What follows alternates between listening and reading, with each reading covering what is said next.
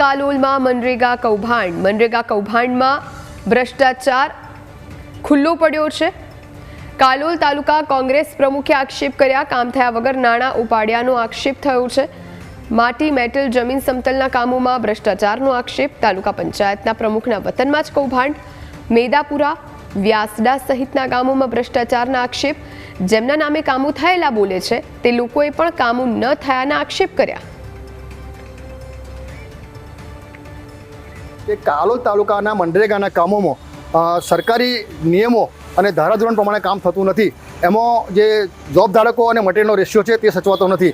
એમાં કોન્ટ્રાક્ટરો અને સરકારી તંત્ર બેની મિલીભગતથી નાણાં ડાયરેક્ટ ઉચાપત થાય છે અને એમાં ગેરરીતિ થયેલી છે અને ભ્રષ્ટાચાર મોટા પ્રમાણમાં આદરવામાં આવ્યો છે। જૂના કામોના નાણાં છે જે કામો થયા નથી એ ચૂકવવા ના જોઈએ। જો ચૂકવાયા છે તો એની તપાસ માગી અને નાણાં રિકવર કરવા માટેની અમે લેખિતમાં રજૂઆત કરવાના છીએ અને હવે પછી જે પણ નાણાં ચૂકવો તેની તપાસ પૂર્તિ કર્યા પછી તમારે એ નાણાં ચૂકવવા અને જો તે એમ કરવામાં નહીં આવે તો અમે ઉચ્ચ કક્ષા સુધી રજૂઆત કરીશું।